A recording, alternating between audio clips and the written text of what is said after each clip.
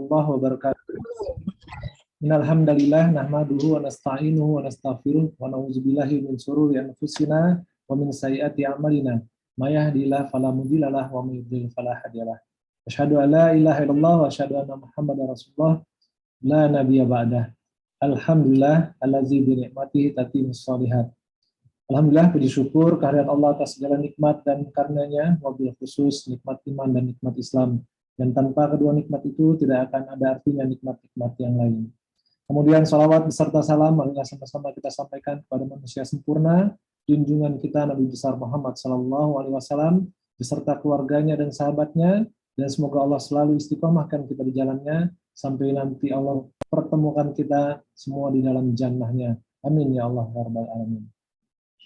Alhamdulillah pada siang hari ini Allah izinkan kita untuk kembali duduk di bangku dan alhamdulillah juga bersama kita sudah hadir guru kita Ustadz Muhammad Abdul Twasikal Hafizullah Ta'ala.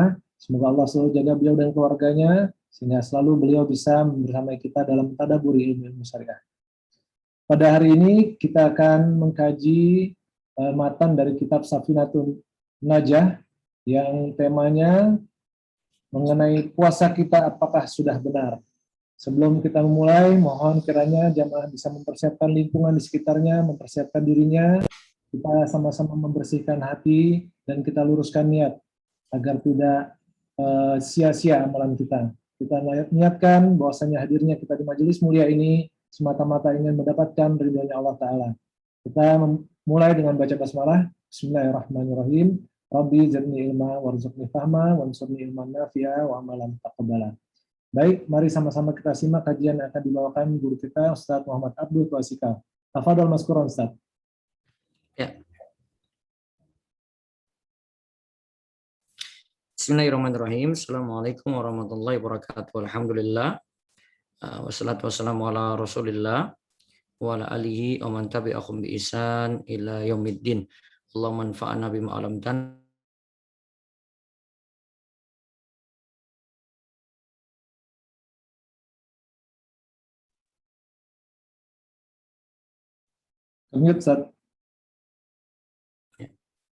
Alhamdulillah, salatu wassalamu ala Rasulillah wa ala alihi wa man tabi'ahum bi ihsan ila yaumiddin.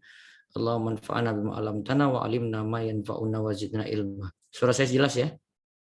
Jelas, alhamdulillah. Ya. Pada kesempatan siang hari ini kami dipandu oleh Syafar untuk memulai kajian Safinatun Najah, di mana kita akan mulai tema puasa pada kesempatan siang hari ini ya. Sebenarnya bukunya yang saya pegang ini Safinatun Najah.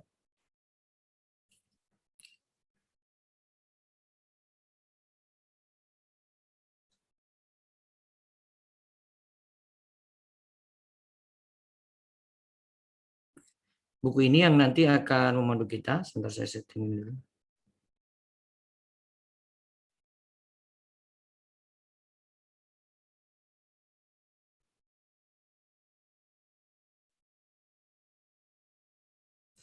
Buku ini nanti akan memandu kita selama pelajaran Safinatun Najah, dan nanti saya akan share dalam bentuk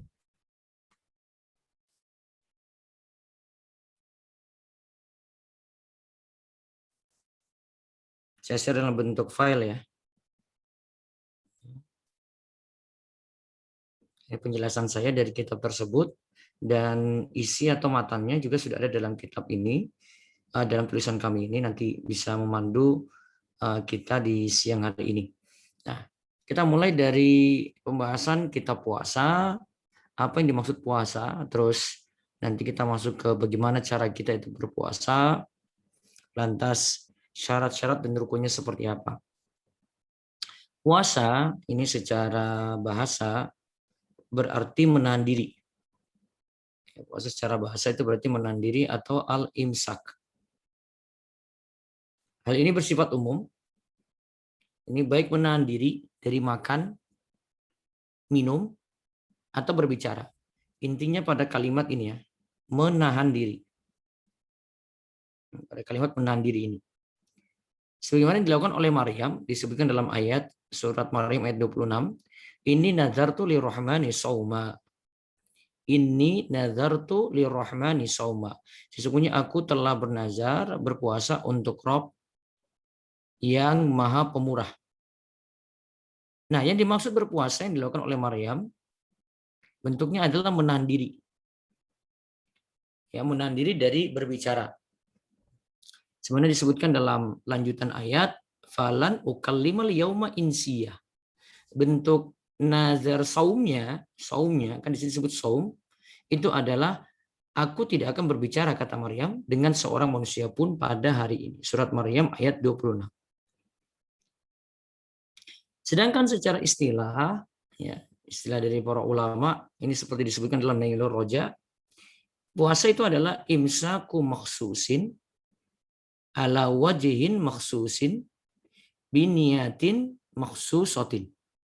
Yang namanya puasa itu adalah menahan diri ya, secara khusus, menahan diri secara khusus dengan cara tertentu,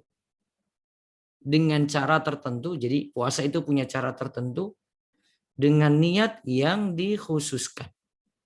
Ya, dengan niat yang dikhususkan. Nah, ini jadi batasan kita untuk mendefinisikan puasa. Jadi kalau kita katakan puasa itu adalah menahan diri pada hal tertentu.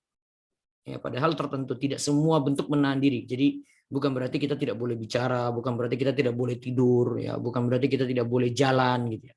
Namun cuma pada hal-hal tertentu yang kita sebut dengan muftirat atau pembatal puasa. Nanti tata caranya tertentu dan niat tertentu. Nah, jika ini terpenuhi maka kita disebut telah melakukan puasa. Adapun dalil wajibnya puasa kita sudah sering dengar seperti firman Allah dalam surat Al-Baqarah ayat 183, ya ayyuhalladzina amanu kutiba alaikumusiyam kama kutiba alal ladzina min qablikum la'allakum tattaqun. Baik orang yang beriman diwajibkan kepada kalian untuk berpuasa sebagaimana diwajibkan kepada orang-orang sebelum kalian agar kalian itu bertakwa. Nah, kata kutiba dalam ayat ini berarti diwajibkan. Kata kutiba dalam ayat ini berarti diwajibkan. Yang diwajibkan secara khusus adalah puasa Ramadan. Ya, sebagaimana kita lihat lagi penegasannya di Al-Baqarah 185. Ya. Yaitu faman syahida minkum syahra falyasum, siapa yang menyaksikan awal bulan Ramadan maka hendaklah dia itu puasa, dan di awalnya disebutkan syahrul ramadhan alladzi unzila fihi al-Qur'an. Bulan Ramadan itu bulan diturunkannya Al-Qur'an. Juga dalil bahwa puasa Ramadan itu wajib yaitu hadis sahih dari Abdullah bin Umar radhiyallahu anhuma, Nabi sallallahu alaihi wasallam bersabda, "Bunyal Islamu ala khamsin, syahadati alla ilaha illallah wa anna Muhammadar Rasulullah wa iqamis sholati wa ita'iz zakati wal haji wa shaumi Ramadan." Islam itu dibangun di atas 5 perkara. Ya. Ingat, Islam itu dibangun di atas 5 perkara. Apa saja 5 perkara tersebut? Yaitu bersaksi bahwasanya itu syahadat la ilaha illallah Muhammad Rasulullah, bahwasanya tidak ada sembahan yang berhak disembah selain Allah dan Muhammad adalah utusan Allah. Kemudian wa iqamis shalah, dan mendirikan salat. Kemudian wa ita'iz zakat, menunaikan zakat. Wal haji, dan berhaji. Wa shaumi Ramadan, dan berpuasa Ramadan. Nah, ini menunjukkan bahwa puasa itu bagian dari rukun Islam, karena yang disebutkan di sini adalah rukun Islam.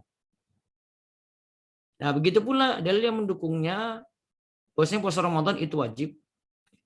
Ada seorang Badui, ini disebutkan dalam hadis Thalhah bin Ubaidillah, bahwasanya ada Arab Badui, ya, itu pernah mendatangi Rasulullah Shallallahu Alaihi Wasallam. Ia pun bertanya begini, akhbirni bima faradallahu alayya minas syiyam.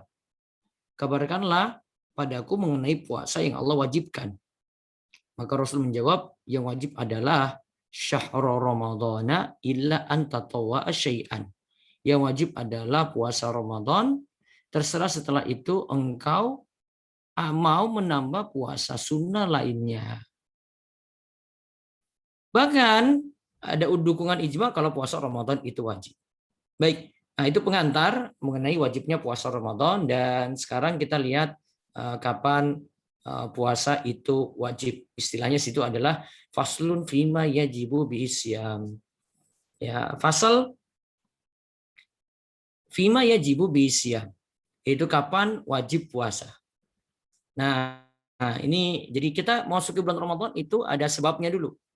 Ya, karena ru'yatul hilal, karena bentuknya adalah bulan Sya'ban digenapkan 30 hari seperti itu. Nah, di sini penulis ini Imam Nawawi ya, Imam Nawawi Al-Jawi itu mengatakan yajibu shaumu Ramadan bi ahadi umuri khamsatin. Puasa Ramadan itu wajib dengan 5 perkara. Puasa Ramadan itu wajib dengan 5 perkara. Ahadiha pertama bikamali Sya'ban salasina yauman. Ya, di sini langsung saya jelaskan. Yaitu yang pertama sempurnanya bilangan bulan Sya'ban menjadi 30 hari. Sempurnanya bulan Sya'ban itu menjadi 30 hari. Kemudian yang kedua, wasaniha bi ru'yatil hilali fi haqqi man ra'ahu wa in kana fasiqan. Ru'yatul hilal yaitu melihat hilal dengan benar-benar melihatnya meskipun yang lihat di sini adalah wa in kana fasiqan. Walaupun itu orang fasik. Nanti saya akan berikan keterangan. Terus yang ketiga, wasalisiha bisubuti fi haqqi man lam yarahu bi adli syahadati. Ya. Yaitu menetapkan pada orang yang tidak melihatnya dengan adanya orang yang adil, yaitu ada saksi yang melihat hilal. Ada orang yang baik yang bersaksi bahwasanya hilal itu ada. Kemudian yang keempat, wa rabi'iha bi ikhbari adli riwayatin mausukin bihi. Sawa'un waqa'a fil qalbi sidquhu am la. Aw ghairu mausukin bihi in waqa'a fil qalbi sidquhu. In waqa'a fil qalbi sidquhu. Ya.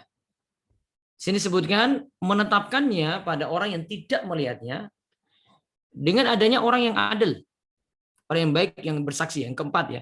Khobar dari orang yang adil. Kalau ingat ya, kalau saya sebut orang yang adil di sini berarti orang yang soleh ya. Khobar dari orang yang adil, yaitu orang yang soleh. Berita dari orang yang soleh berdasarkan riwayat yang terpercaya. Baik dalam hatinya itu jujur atau tidak. Atau riwayat dari yang tidak terpercaya tetapi hatinya jujur. Baru yang keenam itu bidhonni dukhuli Ramadan bil ijtihad fi man ishtabaha alaihi dzalik. Dugaan masuknya Ramadan dengan ijtihad bagi yang tersamar akan hal tersebut di atas. Nah, para jemaah sekalian, semoga Allah rahmati kita semuanya. Nah, di sini catatan ya, bahwa wajib berpuasa di bulan Ramadan bagi yang menemui salah satu dari 5 hal di atas. Lalu ditambahkan 2 hal yang belum disebutkan, yaitu melihat tanda-tanda yang menunjukkan telah ditetapkannya bulan Ramadan di negeri yang jadi pegangan, seperti ini kalau tanda di masa silam ya, lampu yang dinyalakan di menara, terdengar suara genderang, ya, sehingga mendapatkan keyakinan yang kuat bahwasanya besok itu Ramadan karena orang-orang banyak itu sudah pada tahu. Terus yang kedua, mendapatkan berita dari orang banyak yang melihat hilal. Walaupun dari orang kafir atau mereka memberitahu bahwa telah ditetapkannya bulan Ramadan di suatu tempat, ya, setempat yang matlak hilalnya, di suatu tempat yang sama matlak hilalnya, di suatu tempat yang tempat terbitnya hilal itu sama. Ya, jadi intinya salah satu dari 5 hal ini ada, misalnya kalau yang pasti ya, bulan Sya'ban itu digenapkan 30 hari.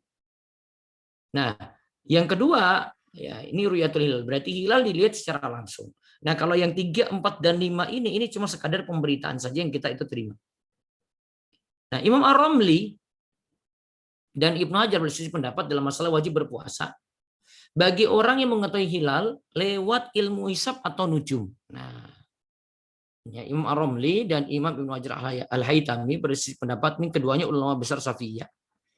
Ya, mengenai orang yang berpuasa mengetahuinya lewat ilmu hisab atau nujum. Nah, ilmu hisab ini berpegangan pada perputaran bulan dalam menentukan perjalanannya. Nah, ilmu nujum menganggap bahwa awal bulan itu dapat diketahui dengan tampaknya bintang tertentu. Nah, Imam Ar-Ramli dan ayahnya menyatakan bahwa wajib berpuasa bagi orang yang mengetahui hilal melalui hisab. Sedangkan Ibnu Hajar Al-Haytami menyatakan bahwa tidak wajib bagi keduanya. Hanya diperbolehkan saja. Alasannya perhitungan hisab dan nujum tidak cukup dijadikan dasar wajib puasa di bulan Ramadan. Ini kata Ibnu Hajar Al-Haytami. Jadi intinya ada persisian kalau ada yang menggunakan hisab di sini. Apakah dinyatakan wajib berpuasa karena adanya hisab ataukah tidak di situ? Yang jelas ini sudah terjadi di masa silam, ya bukan hanya di negeri kita saja yang baru-baru ini terjadi perbedaan antara yang hisab dengan yang ru'yatul hilal. Nah, tadi disebut masuk Ramadan itu dengan sempurnanya bilangan bulan Sya'ban menjadi 30 hari. Jadi bila seorang itu melihat hilal Sya'ban tetapi tidak ditetapkan oleh hakim, maka Ramadan bagi orang tersebut dengan menyempurnakan bulan Sya'ban menjadi 30 hari dari penglihatan hilal Sya'ban tadi. Karena dalilnya berikut ini dari Ibnu Umar radhiyallahu anhuma, ia berkata, aku pernah mendengar Rasulullah sallallahu alaihi wasallam bersabda, idza ra'aitumu fasumu wa idza ra'aitumu fa'aftiru fa in gumma 'alaikum faqduru lahu.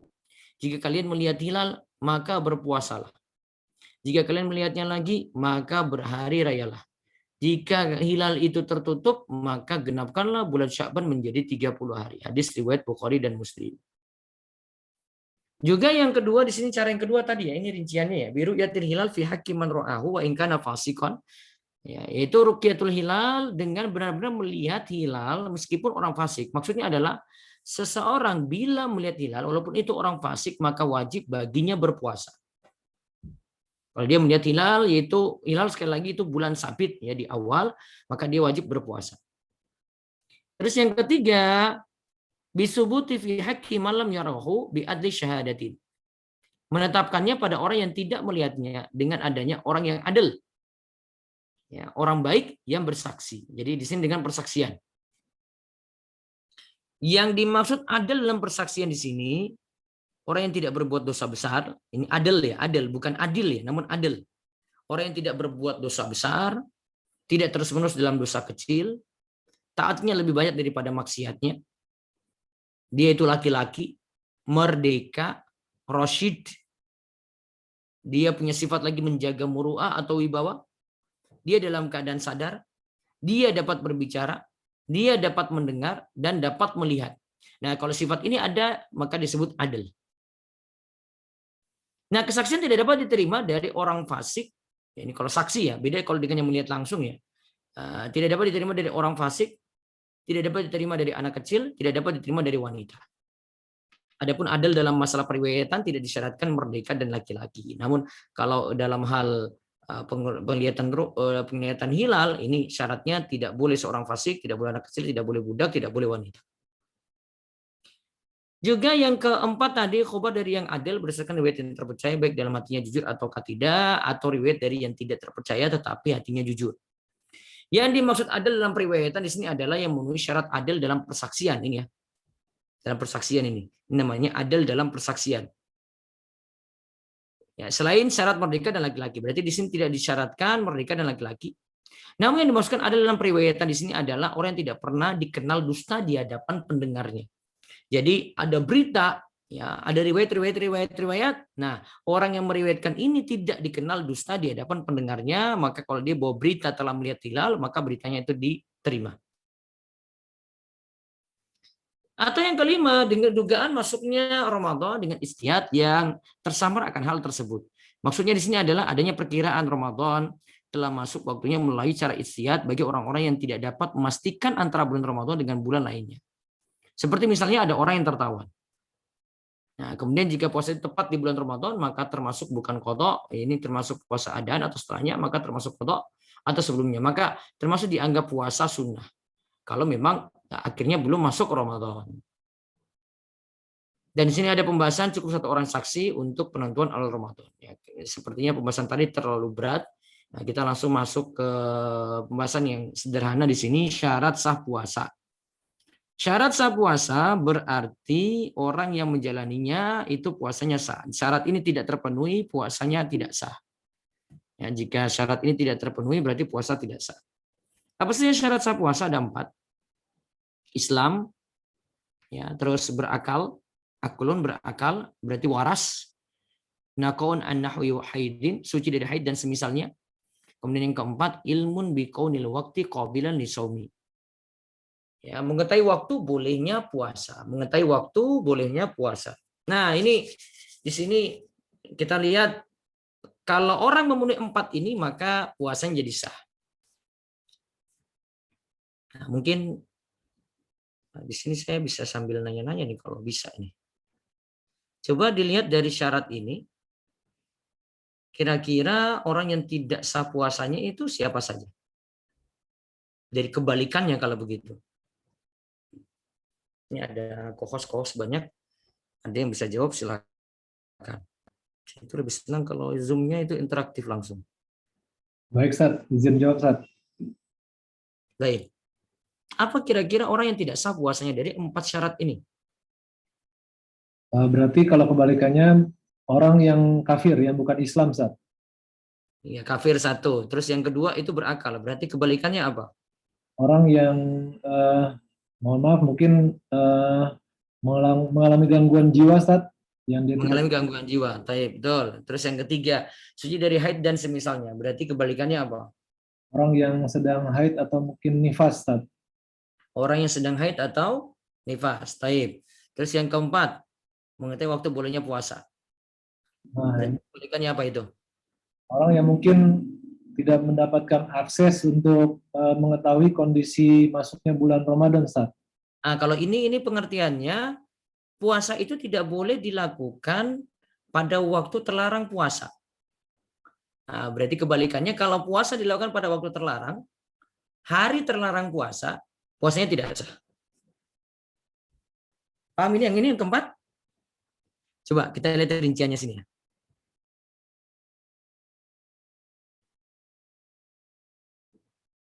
Kalau kita lihat rinciannya ya.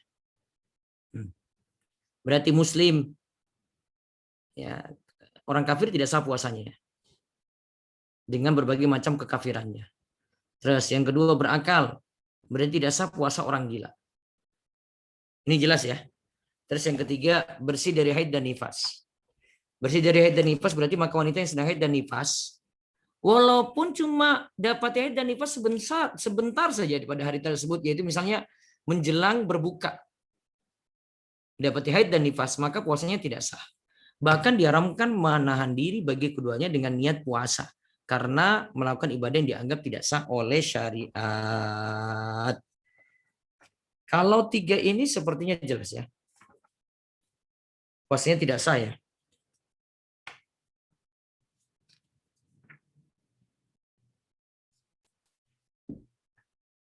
Nah, sekarang yang keempat.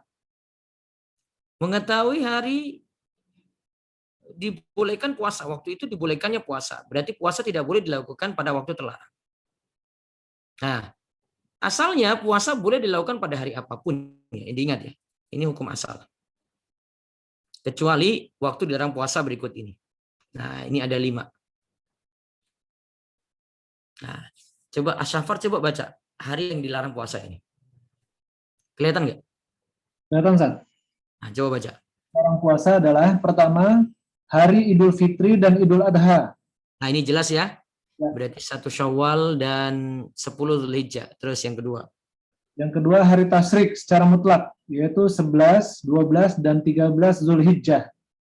Kalau ini jelas ya, 3 hari setelah Idul Adha berarti ya. Terus sekarang yang ketiga. Ya. Hari yang meragukan, yaitu Yaum Syak, bila tidak ada sebab, yaitu hari ke-30 bulan Sya'ban, jika orang-orang berbicara terlihat hilal di malam harinya, tetapi tidak seorang pun bersaksi, atau ada saksi yang ditolak kesaksiannya, seperti anak-anak, budak, atau orang fasik. Nah, ini misalnya ini kejadian nih ya, di negeri kita. Orang ada yang melihat hilal, namun penglihatannya itu ditolak oleh pemerintah. Nah, maka besoknya itu namanya Yaum Syak. Besoknya itu berarti 30 Sya'ban ini. Ini ke-30 Sya'ban. Itu 30 Sya'ban namanya. Kalau dalam mazhab Syafi'i, 30 Sya'ban ini namanya Yaum Syak. Yaum Syak itu tidak boleh puasa. Ya, Yaum Syak itu tidak boleh puasa. Nah, terus yang keempat coba, yang keempat. Baik. Yang keempat, separuh akhir bulan Sya'ban jika tidak menyambung dengan puasa sebelumnya dan tidak ada sebab untuk berpuasa. Apabila ada sebab seperti kebiasaan, nazar, qada, kafarat puasa, maka diperbolehkan berpuasa pada hari Syak dan setelah separuh Sya'ban. Terus? Bila menyambung dengan puasa sebelumnya, maka hal itu diperbolehkan pada separuh akhir bulan Sya'ban, yaitu dengan berpuasa di tanggal 15-nya dan terus berlanjut. Apabila terputus satu hari saja, walaupun karena uzur seperti sakit, maka tidak diperbolehkan menyambung dengan puasa di hari berikutnya. Baik, sekarang ini perhatikan ini definisi yang bagus sekali ini ya. Lihat apa yang ini ya, separuh dari akhir bulan Sya'ban. Separuh, kalau namanya separuh itu berarti setelah 15 Sya'ban ya. 15 Sya'ban atau nisfu Sya'ban ya.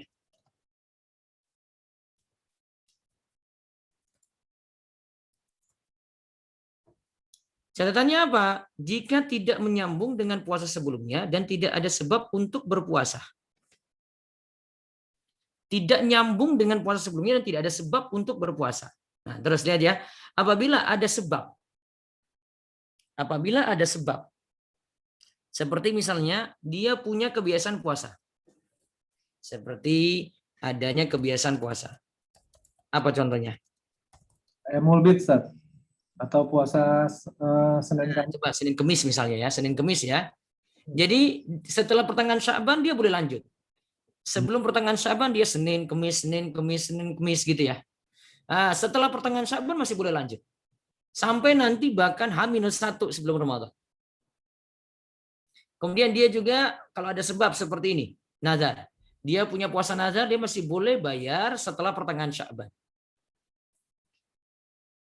Qadha, berarti dia bayar utang puasa. Jika memang masih ada qadha belum dibayar, apalagi mau masuk bulan Ramadan berikutnya, harinya pas dengan sisa puasanya. Jadi misalnya, sisa masuk Ramadan 3 hari lagi. Qadha puasanya belum bayar 3 hari. Nah, dia haram tidak puasa. Terus, ada juga yang bayar kafarat puasa. Misalnya kafarat karena sumpah, kafarat karena hubungan intim siang hari bulan Ramadan. Dia punya utang itu, maka dia harus bayar segera. Maka diperbolehkan untuk alasan ini, boleh berpuasa pada hari Syak. Hari Syak itu kapan tadi? 30 Sya'ban. Nah, 30 Sya'ban. Dan boleh berpuasa setelah separuh Sya'ban. Nah, ini berarti ada sebab. Begitu pula bila menyambung dengan puasa sebelumnya. Maka itu diperbolehkan pada separuh akhir bulan Sya'ban, yaitu dengan berpuasa di tanggal 15-nya dan terus berlanjut. Ya. Dia punya kebiasaan puasa di tanggal 15 dan terus berlanjut dari tanggal 15-nya. Kalau baru dari tanggal 16-nya nggak boleh. Kebiasaan puasanya itu dimulai dari separuh Sya'ban, berarti pas tanggal 15-nya atau sebelumnya. Dia tinggal lanjut kebiasaan puasa tersebut. Misalnya kan ada anjuran bulan Sya'ban itu dianjurkan untuk memperbanyak puasa sunnah.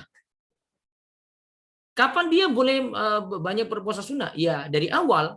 Kalau tidak, dari tanggal 15 seterusnya. Namun kalau baru dimulai dari tanggal 16 tidak dibolehkan. Nah, apabila terputus satu hari saja, walaupun karena uzur seperti sakit, maka tidak dibolehkan menyambung dengan puasa di hari berikutnya. Jadi misalnya, ada yang sebelum pertengahan Sya'ban sakit. Padahal dia sudah punya kebiasaan puasa Senin Kemis. Setelah pertengahan Sya'ban dia sembuh. Dia mau melanjutkan Senin Kemis lagi nggak bisa. Karena itu tidak disebut menyambung dengan puasa sebelum pertengahan Sya'ban. Yang ini jelas? Tempat ini? Kalau Anda mungkin yang nomor 3 masih agak bingung Ustaz ya. Kalau nomor 3, puasanya 30 Sya'ban masih boleh. Bagi yang punya ini tadi, sebab nih. Tapi kalau 30 Sya'ban saja, tidak ada sebab apa-apa. Misalnya nih, mau punya ancang-ancang gini ya. Mau punya ancang-ancang, saya ini mau masuk Ramadan, nah kalau hari pertama itu biasanya saya lemes, saya mulai aja deh dari 30 Sya'ban nggak apa-apa gitu. Nah, kalau cuma seperti itu sebabnya nggak boleh. Itu namanya berpuasa pada hari Syak. Atau yang di sini yang diceritakan nih, malamnya itu hilal ditolak persaksiannya. Besoknya itu 30 Sya'ban, pemerintah suruh 30 Sya'ban. Ya, maka dilakukan bulan Sya'ban itu istiqmal. Maka pada hari itu tidak boleh puasa. Ya, pada hari itu tidak boleh puasa. Ya, dia berpuasa nanti pas 1 Ramadannya. Nah, secara singkat seperti itu. Yang jelas, yang intinya 30 Sya'ban tidak boleh puasa kecuali ada sebab. Paham ini? Ustaz, izin tanya yang nomor 3 juga, Ustaz. Yang nomor berapa? Nomor 3, kan di sini dijelaskan orang-orang yang berbicara terlihat hilal di malam harinya, tetapi tidak seorang pun bersaksi. Yang melihat ini apakah tidak bisa dijadikan saksi, Ustaz? Nah, ini para ulama berselisih pendapat untuk orang ini nih ya. Dia bukan tidak bisa dijadikan saksi, bisa, tapi mungkin pemerintah atau penguasa itu menolak persaksiannya karena alasan-alasan yang lainnya. Mungkin dia dari satu orang, dari yang ribuan orang yang lihat, tapi dia sendiri yang punya persaksian yang aneh. Maka pemerintah atau penguasa berhak untuk menolak persaksiannya. Sehingga besoknya itu tetap 30 Sya'ban. Nah, untuk orang yang lihat ini, nah ini ada permasalahan sendiri. Dia lihat hilal, persaksiannya ditolak. Dia puasa atau enggak? Nah, itu. Nah, ini para ulama berselisih pendapat. Untuk orang yang melihat namun persaksiannya ditolak. Ada ulama yang mengatakan kalau cuma orang itu saja yang berpuasa. Yang lainnya tidak. Yang lainnya ikut keputusan penguasa. Namun ada pendapat ini yang lebih bagus dalam hal ini adalah dia tetap ikut penguasa untuk berpuasa. Dari sini pelajaran pentingnya adalah keputusan untuk mulai puasa itu di tangan penguasa berarti. Seperti itu. Jelas? Jelas, Ustaz. Baik. Yang ini diingat baik-baik ya. Karena ini sering ditanya, terutama yang puasa setelah separuh Sya'ban. Kalau setelah separuh Sya'ban diingat saja, kalau ada sebab bayar qadha puasa boleh. Kalau melanjutkan kebiasaan puasa juga boleh gitu ya. Tetapi kalau tidak ada sebab apa-apa, misalnya nih ya, sebelum pertengahan Sya'ban nggak pernah Senin Kemis. Terus setelah pertengahan Sya'ban dia ini mau latihan gitu ya, latihan. Sudahlah saya puasa Senin Kemis aja deh. Ini biar persiapan nih, saya terbiasa puasa. Baru pertengahan Sya'ban, baru mungkin tanggal 17 Sya'ban dia itu puasa. Senin Kemis gitu ya. Maka tidak dibolehkan. Karena dalilnya itu ini. Dalilnya saya sertakan nggak di sini ya. Ini dalil tentang hari Syak. Terus waktu puasa. Oh, yang nisfu Sya'ban saya tidak sertakan dalilnya. Kalau dalilnya idzan tasafa Sya'ban fala tasumu. Jika telah masuk pertengahan Sya'ban maka janganlah kalian berpuasa. Nanti saya sertakan dalilnya di sini. Itu dasar pendalilannya. Berarti balik ke syarat sah puasa ya. Saya ulang di sini syarat sah puasa, diingat baik-baik. Kalau ada berapa syarat tadi? 4 ya. 4 syarat ini. Ada 4 syarat ini, maka puasa sah. Namun kalau salah satu saja muncul, salah satu saja itu tidak ada, maka puasa tidak sah. Kita lanjut ke sini. Nanti sambil saya potong-potong untuk dialog, monggo ya. Nanti sampai 1:30 itu ya. Monggo. Nah, ini dasar-dasar dulu. Sekarang syarat wajib puasa. Nah, syarat wajib puasa apa? Nah, lihat di sini langsung dibaca terjemahannya coba. Pasal syarat wajib puasa. Ya. Syarat wajib puasa ada 5, yaitu pertama Islam, kedua taklif, yaitu balik dan berakal, ketiga mampu, keempat sehat, dan kelima mukim. Nah, berarti coba simpulkan sendiri. Yang tidak wajib puasa siapa? Kebalikannya dari 5 ini. Coba nomor 1. Orang kafir, Ustaz. Pertama yang tidak wajib. Orang kafir ya. Orang kafir tidak wajib puasa. Murtad wajib atau tidak? Tidak wajib, Ustaz. Hah? Murtad tidak wajib ya. Murtad tidak wajib. Tapi diingat, kalau murtad itu selama dia murtad dia tidak wajib. Tapi kalau dia balik Islam lagi disuruh untuk qadha puasa semuanya. Oh, Paham?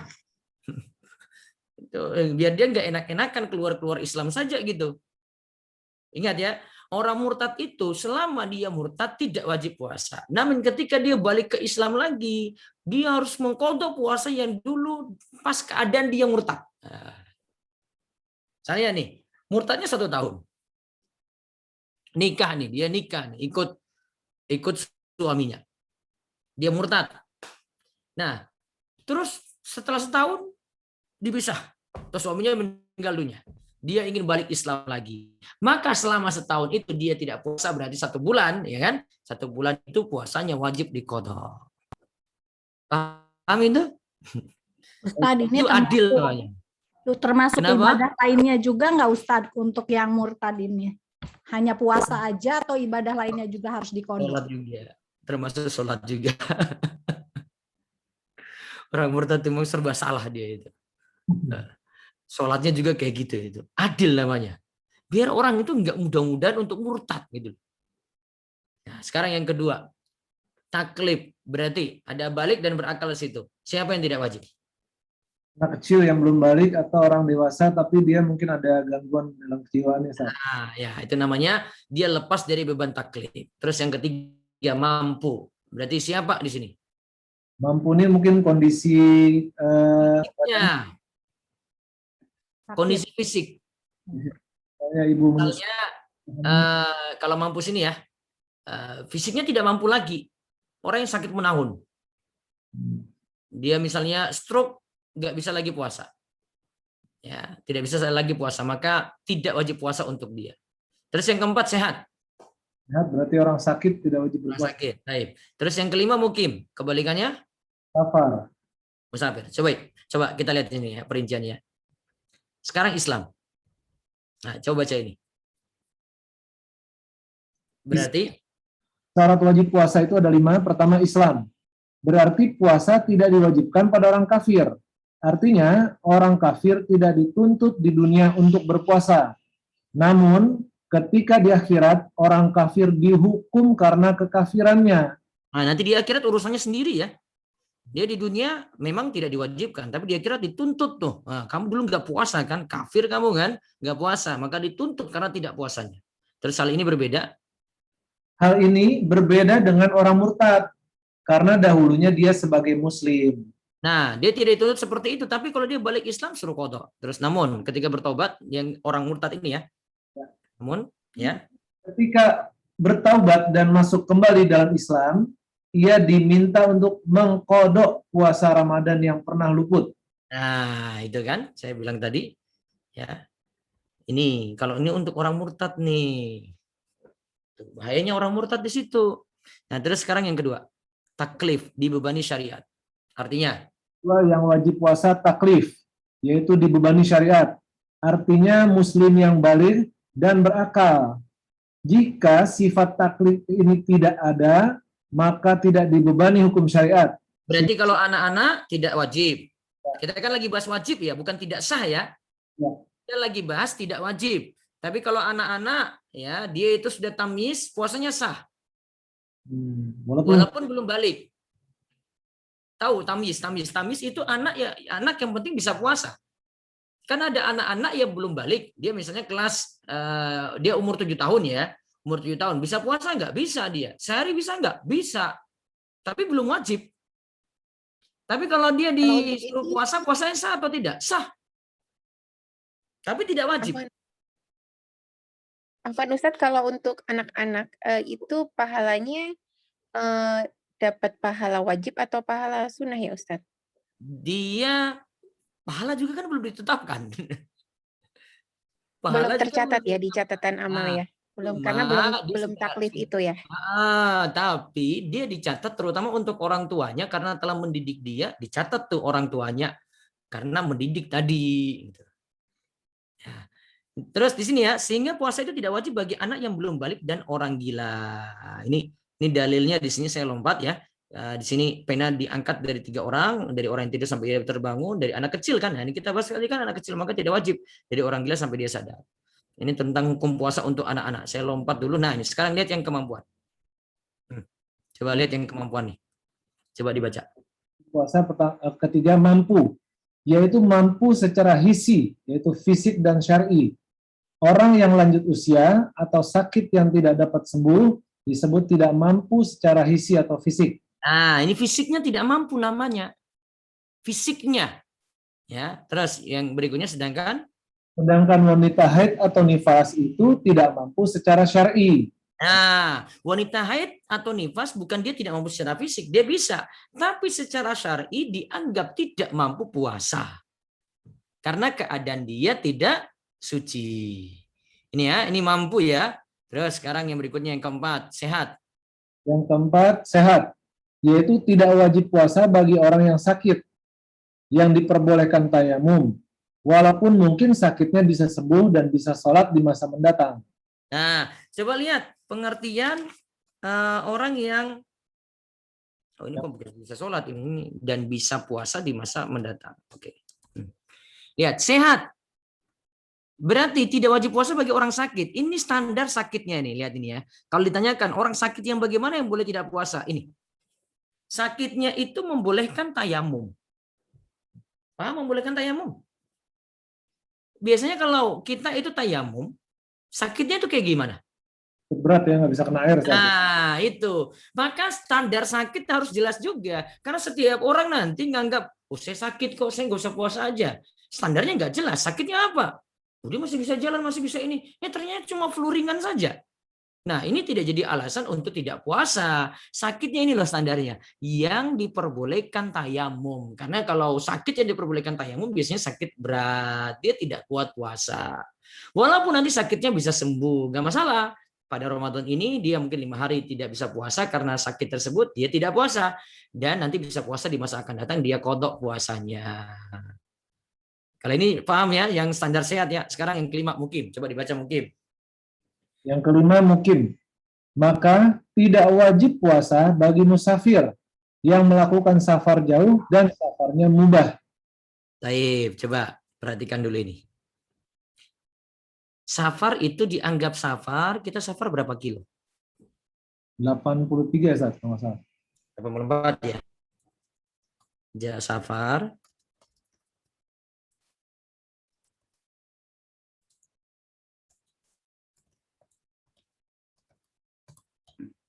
Ini menurut Syafi'iyah dan Jumhur ya.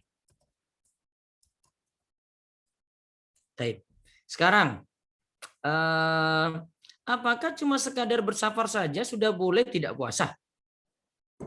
Apa standar safarnya? Lihat di sini. Jauh. Ini standar jauhnya ya.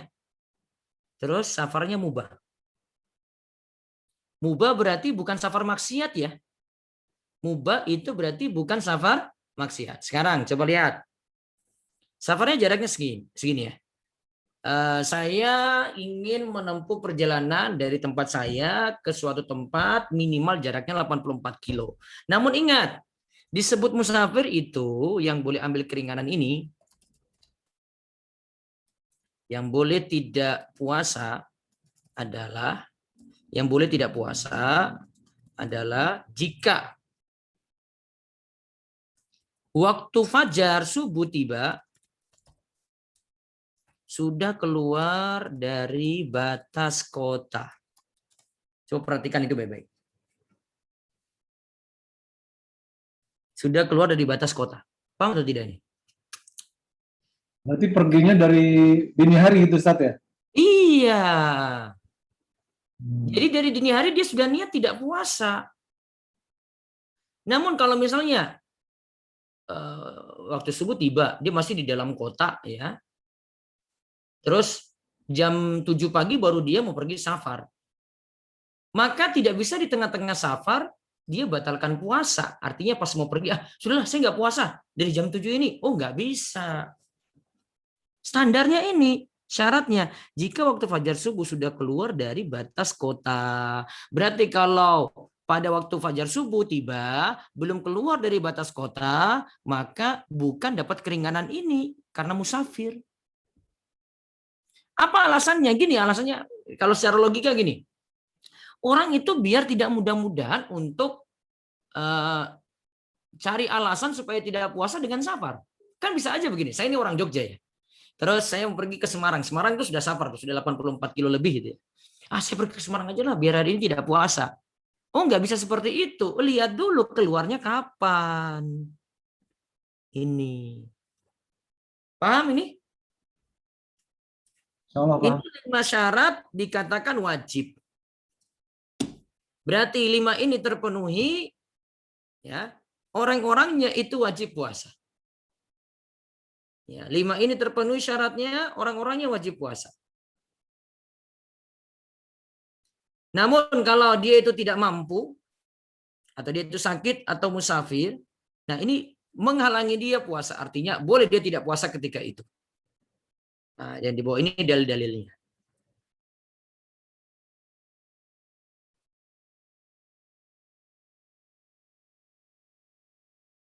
Ya, jadi ini saya. Kita balik lagi ke sini. Nah, type. Coba saya berhenti dari sampai sini, ada pertanyaan atau tidak? Syarat wajib dengan syarat sahnya tadi. Saya tanya Ustadz, Nah, coba. yang di poin 4 Ustadz, yang terkait sehat. Kalau misalnya kita diwajibkan sama dokter sih Ustadz, bukan sama Allah ya, untuk minum obat di jam-jam waktu puasa, kita boleh tidak berpuasa atau gimana? Sakit apa ini? Misalnya ada yang ikut program hamil misalnya Ustadz, biasanya kan dari dokter itu diprogram untuk minum obat di jam-jam tertentu yang memang itu di jam-jam waktu puasa Ustadz. Gimana tuh Ustadz menurut Ustadz? Itu sesuatu yang darurat atau tidak bisa ditunda di waktu malam gitu ya? Tidak bisa Ustadz, dari dokternya seperti itu biasanya Ustadz. Dan itu harus setiap hari? Iya betul. Nah sekarang untuk memiliki anak tadi, apakah bisa program ini ditunda ba'da Ramadan untuk minum obat tersebut? Ini sebetulnya programnya sudah yang kesekian kali nih Ustadz, udah yang ke lebih dari 1 kali, malah udah lebih dari 3 kali untuk ikhtiarnya. Nah kebetulan ikhtiar yang terakhir ini, yang pada saat ini sedang dilaksanakan, jatuh di bulan Ramadan nih Ustadz. Berarti itu tidak puasa penuh nanti, bukan tidak puasa penuh, tidak puasa sama sekali. Gimana nih Ustadz? Secara syariatnya gimana Ustadz? Coba perhatikan ini dulu ya.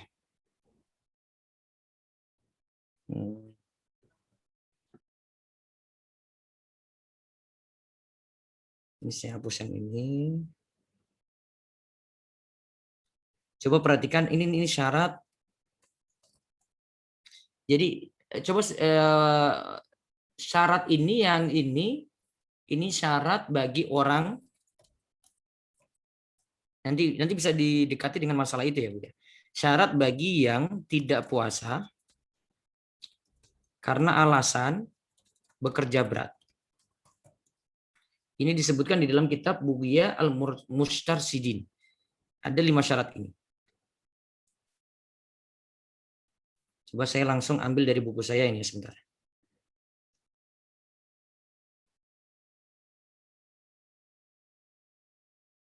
Nanti naskah yang tadi saya bisa kasih. Tapi saya perbaiki beberapa bagian dulu karena saya masih koreksi-koreksi. Ya, tadi ada salah-salah ketik.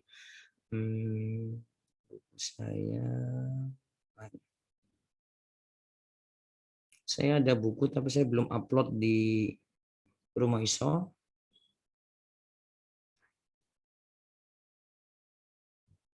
Judulnya buku saya itu Ramadan bersama keluarga. Coba dekati dengan ini ya.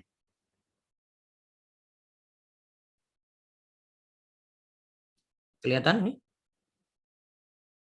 Ramadan bersama keluarga. Ini kelihatan tulisannya ya? Kelihatan Ustadz. Coba lihat di sini.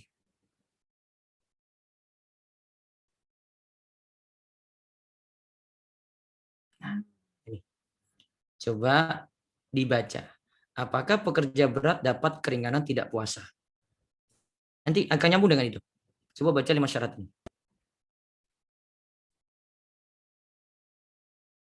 Coba saya baca. Apakah pekerja berat dapat keringanan tidak puasa? Ya. bisa jadi masyakoh atau kesulitan dengan ketentuan sebagai berikut. Nah, ingat, ini ketentuannya ya. 1.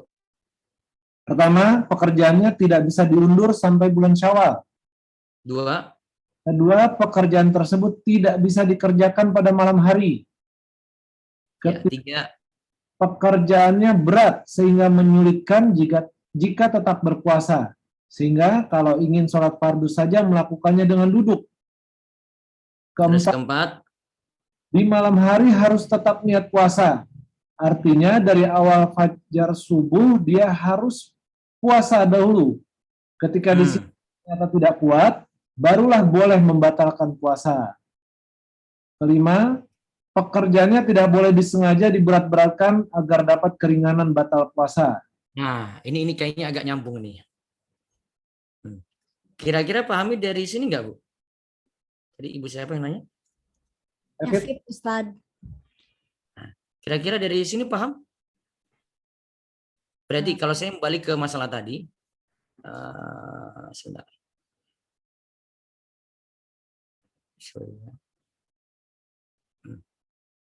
Saya sharing ya. Berarti tadi masalah Bu Evit ya ini. 5 syarat ini kalau kita ubah ya. Dia tadi syarat tidak puasa karena alasan minum obat. Coba lihat. 1. Berarti tidak bisa diundur di bulan Syawal. Masih bisa diundur atau tidak?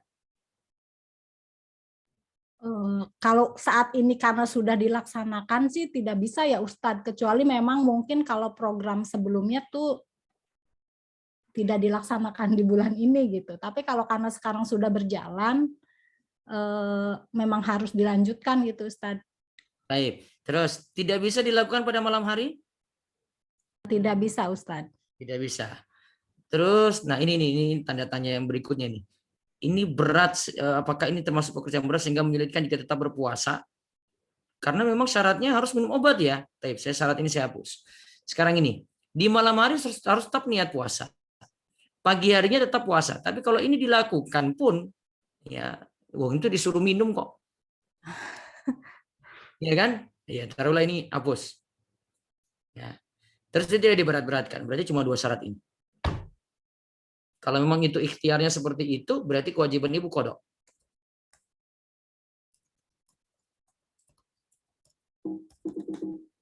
Kalau programnya sudah selesai. Jazakallah khair Ustadz. Ya. Berikutnya lagi coba. Ada lagi? Kalau ada yang terkait puasa, tidak masalah, saya jelaskan.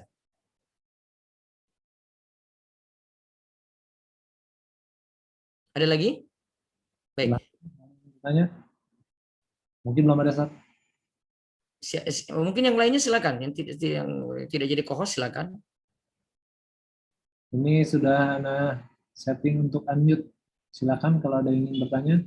Ya. Ada yang tanya dulu silakan. Di chat ada kayaknya Bang. Di chat yang tadi ya tentang. Assalamualaikum Ustadz. Waalaikumsalam warahmatullahi wabarakatuh. Dengan siapa ini? Bumi. Afwan Ya. Ustadz, Ana Sakinah. Izin bertanya Ustadz, tadi Ustadz jelaskan bahwa puasa. Iya.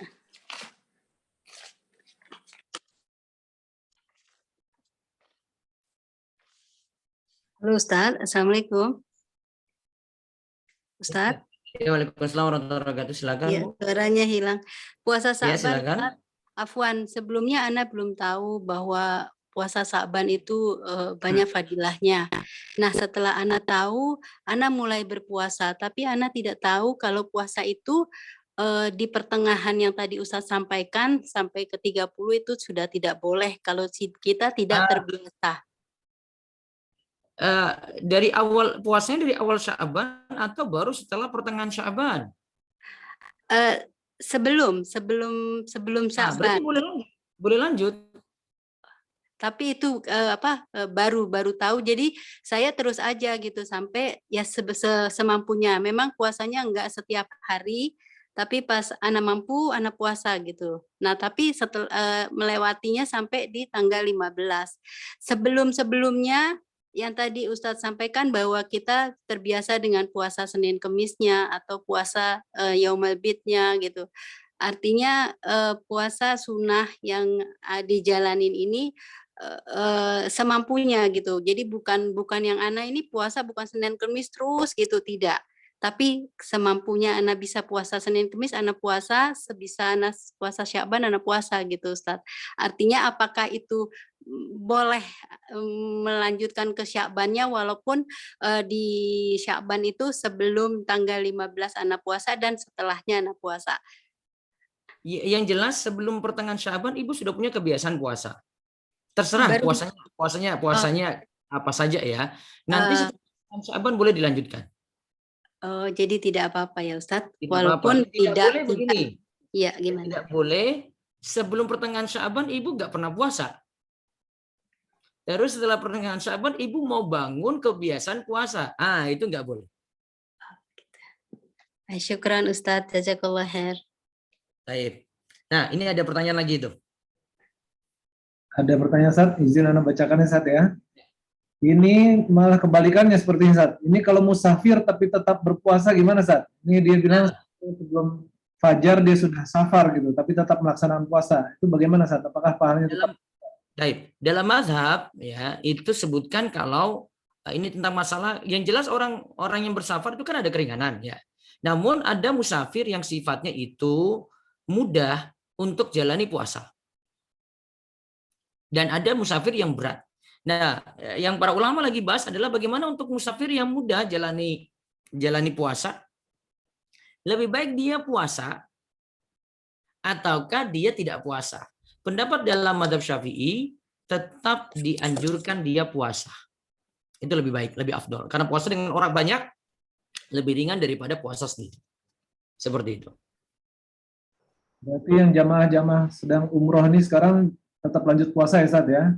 Selama tidak ada kesulitan dan memang mudah selama umroh di sana, baiknya tetap puasa. Cuma afdoliyah saja. Namun kalau dia ambil keringanan tidak puasa, boleh juga. Baik Ustaz. Silakan sahabat-sahabat yang lain yang ingin bertanya. Bisa bertanya langsung. Mic-nya sudah bisa diaktifkan sendiri. Yang catatan tadi nanti bisa di-share ya, Sat ya? Iya. Oh, penting banget itu, Sat. Banyak yang belum tahu akhirnya nih ya.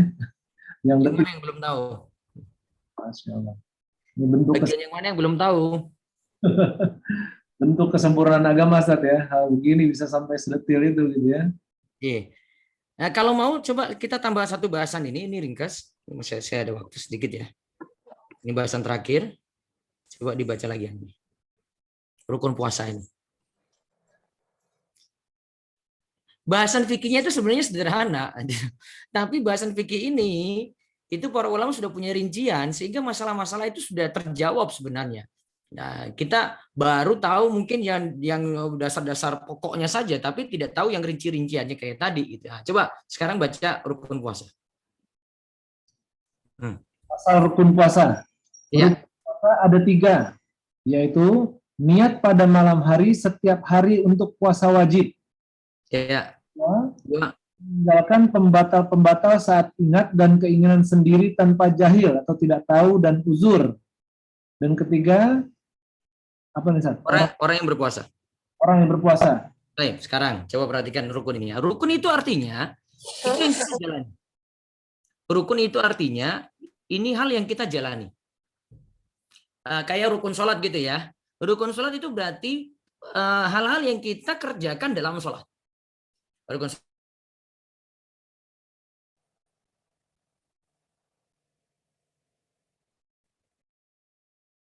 sholat kan ada niat ya, nanti ada terusnya ya. Itu berarti pernah yang kita lakukan dalam ya.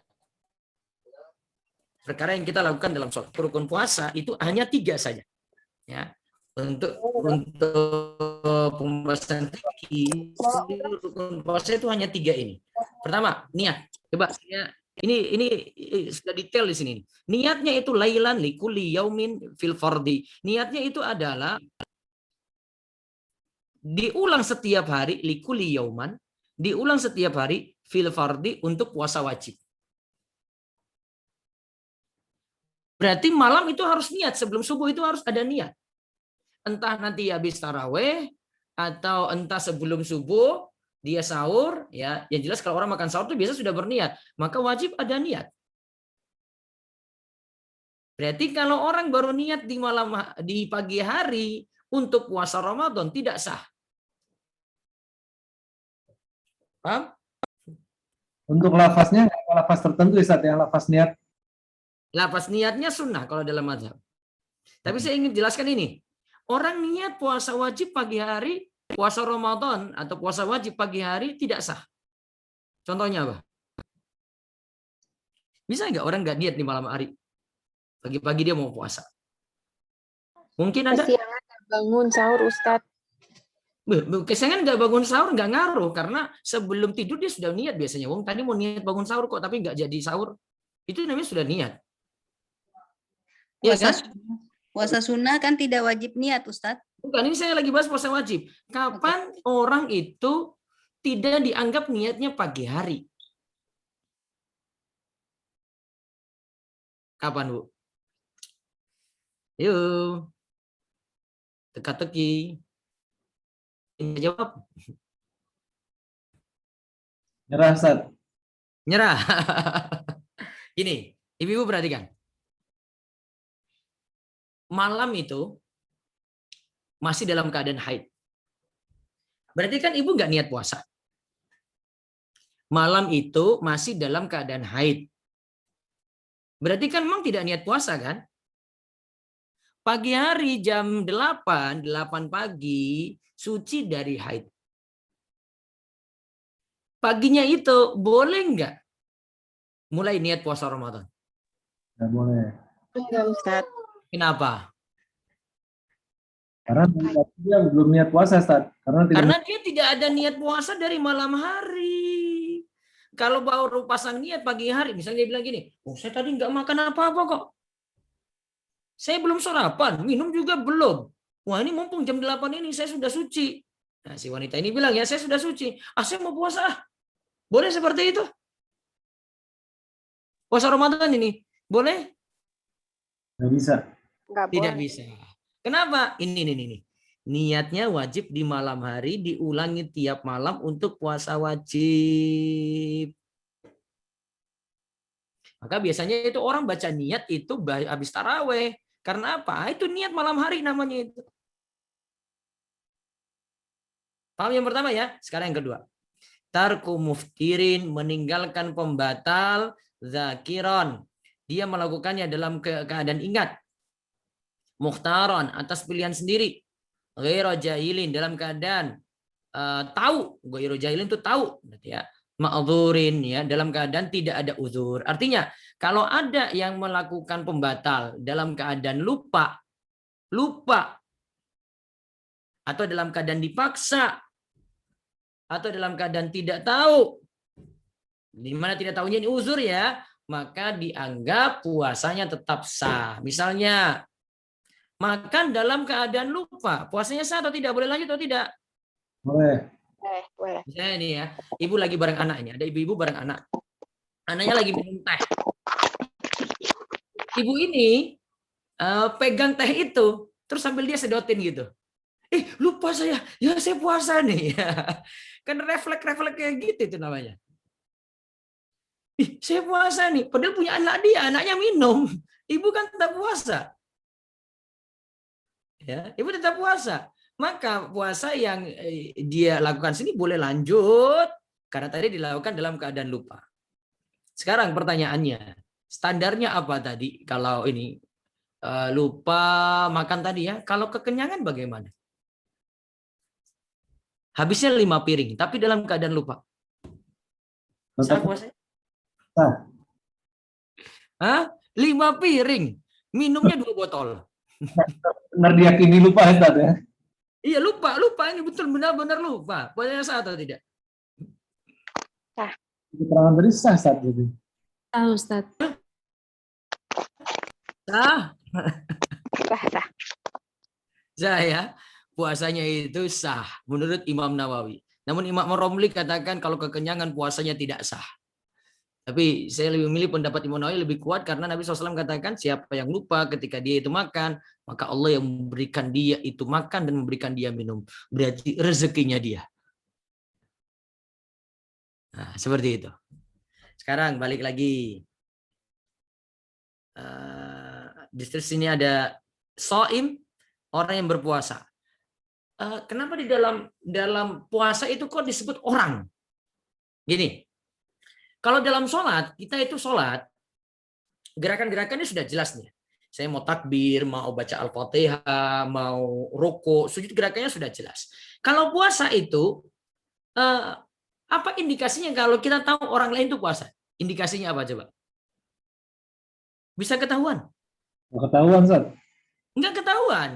Maka karena tidak ketahuan seperti itu, sifat orang berpuasa ya, itu disebut dalam rukun, gitu.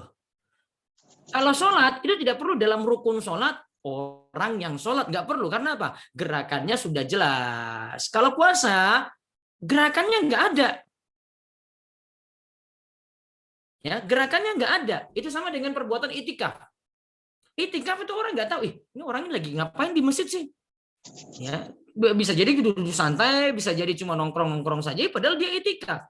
Maka kalau untuk itikaf juga orang yang itikaf itu dimasukkan dalam rukun itikaf. Kenapa? Ya, karena untuk membedakan dia dengan yang tidak itikaf sulit di situ. Beda dengan gerakan sholat. Kalau gerakan sholat orang sudah tahu, oh dia sedekap, dia turun rukuk, oh dia turun sujud, oh itu sholat tuh berarti itu. Tapi kalau puasa tidak ketahuan. Nah, wallahu a'lam bishawab, ya kita cukupkan untuk materi sampai rukun puasa. Materi berikutnya masih berlanjut lagi. Mungkin ya, pertanyaan terakhir ada 2 resen itu silakan. Rena tadi duluan.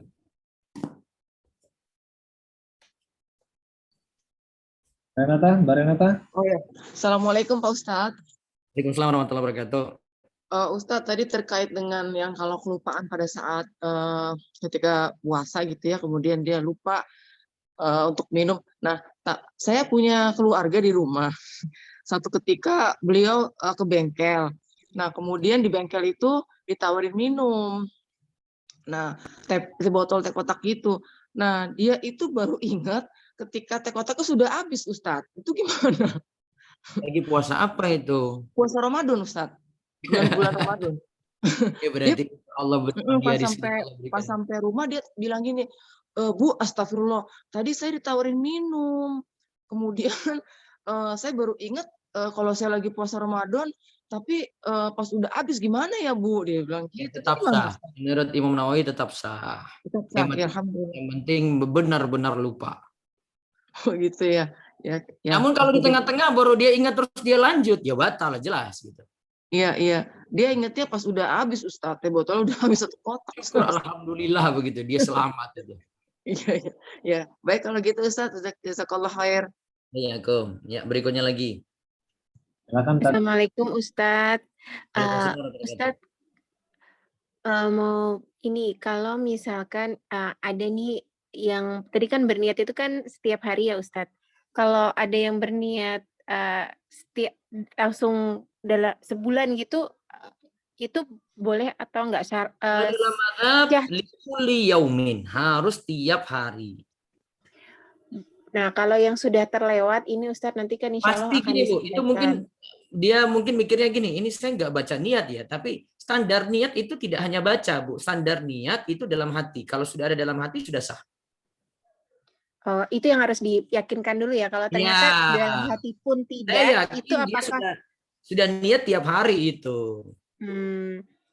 Oh, tapi berarti nggak perlu mengkodok ya, ya Ustadz. Artinya puasanya tetap syah insya Allah ya. Iya, yang misalnya tadi mengkodok itu kayak tadi itu si wanita malam tidak niat, nah pagi hari suci dari haid ya, nah, malam kan nggak niat. Sahur itu apakah juga bentuk niat ya Ustadz? Artinya kan dia sudah bangun sahur itu artinya berarti niat. Kalau makan sahur nggak niat puasa kan nggak mungkin. Iya. Jazakallah khair Ustadz. Iya, Kom. Baik, berikutnya lagi. Kayaknya yang chat itu masih ada chat. Singkat, izin saya bacakan, Ustaz. Ya. Tata cara pembayaran fidyah yang tepat dan cara penghitungannya seperti apa, Ustaz? Fidyah pokoknya ada dua pilihan ya. Bisa dengan makanan mentah, artinya beras, sebanyak 1 mud. 1 mud itu 6 ons. 1 hari tidak puasa, maka 6 ons atau 1 mud tadi. 1 mud beras. Serahkan pada orang miskin. Ya. Tidak boleh serahkannya pada orang miskin yang 6 ons tadi sudah kurang dari 6 ons, nggak boleh. Artinya ada 6 orang miskin dibagi masing-masing 1 ons, oh nggak bisa. Harus 1 orang miskin minimal dapat ya 1 mud atau 6 ons. Cara yang kedua adalah berupa paket makanan yang sudah siap matang. Paket makanan yang sudah siap matang. Berarti dia masakin misalnya 1 bungkus makanan lengkap dengan lauk pauk, ya kemudian serahkan kepada orang miskin. Nah, 1 hari 1 paket. Kalau 30 hari tidak puasa berarti 30 paket makanan. Baiknya bayarnya itu hari ini tidak puasa bayar. Atau nanti dirapel nanti di akhir Ramadan juga bisa. Yang tidak boleh, sebelum masuk bulan Ramadan, karena dia yakin tidak puasa 1 bulan penuh, dia sudah bayar semua lunas. Dan langsung bagi kepada orang miskin lunas sebelum Ramadan. Tidak boleh. Seperti itu aturannya. Baik, Ustaz. Assalamualaikum Ustadz.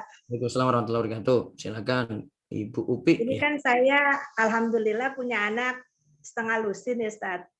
Ya. Ini 2 tahun sekali tuh kalau 2 tahun sekali ngandung terus mengandung terus menyusui sampai 6, jaraknya 2 tahun gitu Ustadz. Nah, itu kan saumnya jadi sampai anak ketiga, anak keempat begitu, Ustaz. Sampai anak ketiga. Tapi saya bayar fidyah, Ustaz. Nah, itu gimana ya kalau saya bayar sekarang karena saya lupa, kalau bayarnya kan saya lupa ngitung gitu, Ustaz. Kalau saya bayar sekarang setelah ini bisa nggak ya, Ustaz? Ibu keyakinannya untuk 6 anak ini semuanya fidyah atau ada qadha? Saya rencananya, saya udah fidyah, kodok dan fidyah, Ustaz. Niatnya waktu itu. Sudah Tapi qadha kan, apa belum? Nah, itu saya udah kodok, tapi lupa ngitung berapa gitu, Ustaz. Nah, dipastikan hitungannya, tetap qadha kalau gitu. Kalau ibu mau qadha lebih aman. Jadi qadha plus fidyah. Oh, kodok plus fidyah. Tapi bisa ya, Ustaz, walaupun anak saya sekarang sudah besar gitu ya, Ustaz. Iya, nggak masalah. Walaupun sudah berapa tahun gitu, udah 5 tahun dan 10 tahun, Masya Allah. Oh ya, ya. Syukran Ustaz, jazakumullah khair. Allah barik.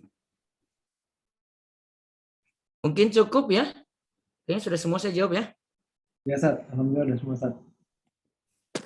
Baik, itu saja. Semoga jadi ilmu yang manfaat. Insya Allah ketemu lagi di pertemuan berikutnya pekan depan ya. Betul ya?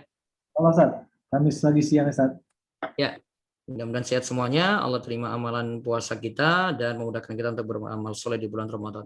Baik, kita cukupkan. Kita tutup dengan doa kafaratul majelis. Subhanakallahumma bihamdika. Asyhadu an la ilaha illa anta astaghfiruka wa atubu ilaik. Assalamualaikum warahmatullahi wabarakatuh. Wassalamualaikum warahmatullahi wabarakatuh. Jazakallah. Waalaikumsalam.